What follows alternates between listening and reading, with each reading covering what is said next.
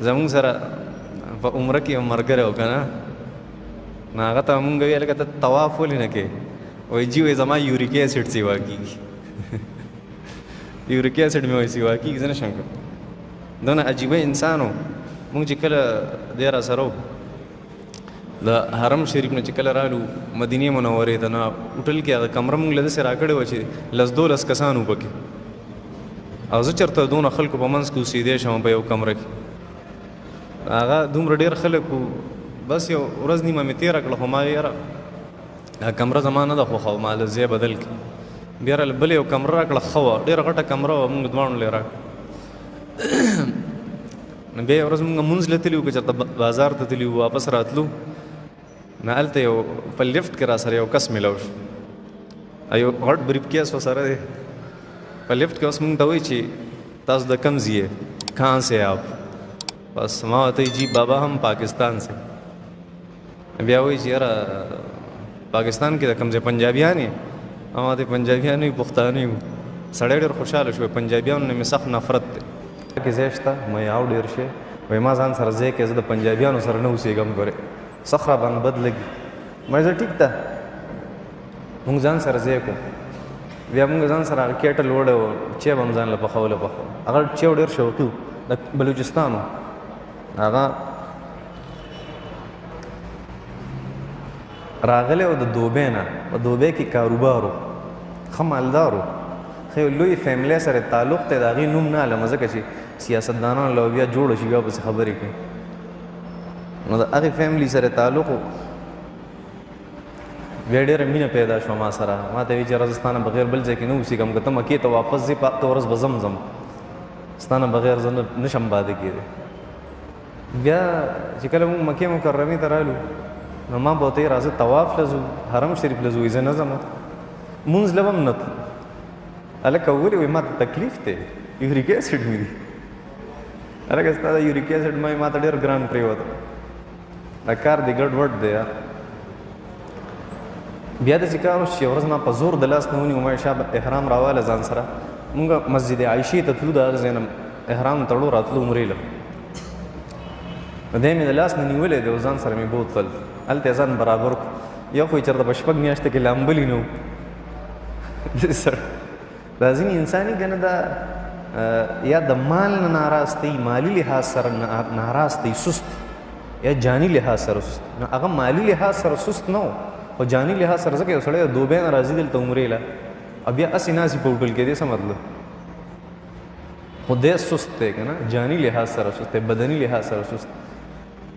او ډېرې ګډې وډې خبرې به یې کولې، خو انتهایي ښه سړی ده و چې سګرټ به یې څکو، زما په مخ کې به یې نه څکو، بار به چېرته ووتو هلته به یې سګرټ څکو، یا به چېرته واشروم ته تلو سګرټ به یې څکو. هلته مې بوتلو مسجد عایشې ته چې هلته احرام وتړو. اوس مې حرم شریف ته چې راننوتم، ځان سره مې راوست، 3 چکرو کې مې ځان سره وګرځوم. په 4م چکر کې سړی ما نه غیب شو. بس ما یې ځه چې دونه 3 چکرې ووالې، دا نوره دونه حیا خو به کېږي که نه چې دا نور به م برابر کړم. اوس بس هغه چې موږ عمره وکړه چې رالو خپل هوټل ته کمرې ته رالو، سړی مخکې نه اوس په بیډ کې ناست دی، خپې په بله اړولې دی لکه مسلمانان. تا عمره سر ته ورسه هر څه دې برابر کړه، یخته مخته به هم نه واړه کول. وایي دا پکې چا راوست نه به یې کټا کول. نه نه نه، وایي دا شی زه نه کوم. مړه وایي څه وکړو؟ 3 چکرې مې د حرم شریف نه ووالې، او یو چکر مې صفا مروه کې و، رالم واپس. دا دغه خبره، 3 چکرې مې دلته ووالې، یو چکر مې هغلته و، بس دغه زما عمره ومې کړه رالم. دا ځینې انسان داسې سست دي، سست عبادت ته زړه نه کېږي، او دا اکثر د حرام مال وجې. صحیح، دننه حرام مال پروت وي، زموږ عبادت ته زړه نه کېږي.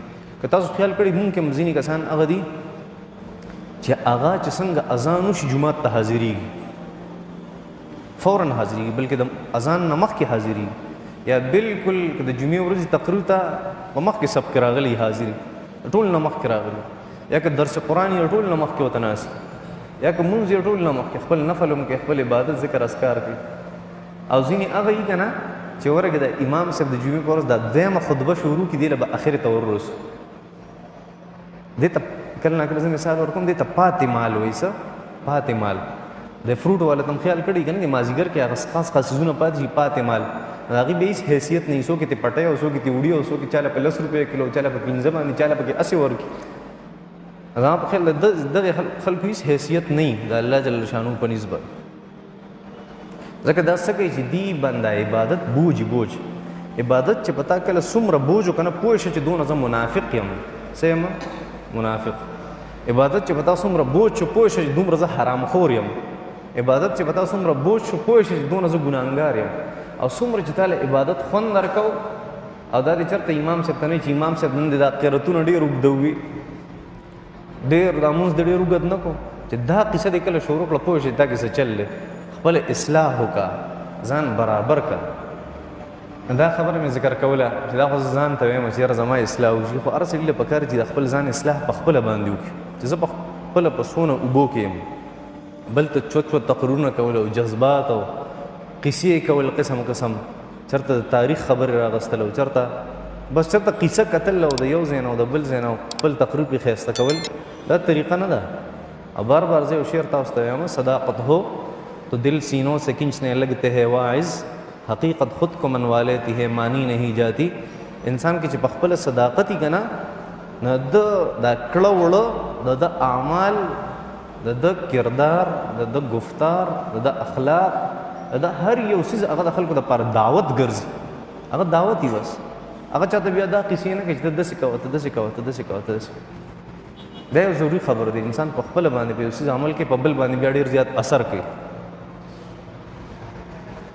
انسان په دې خبرو کې الله جل شانه دا تاثیر او د په تګ راتګ کې داسې تاثیر په هر څه کې ول تاثیر الله جل شانه هغه کوي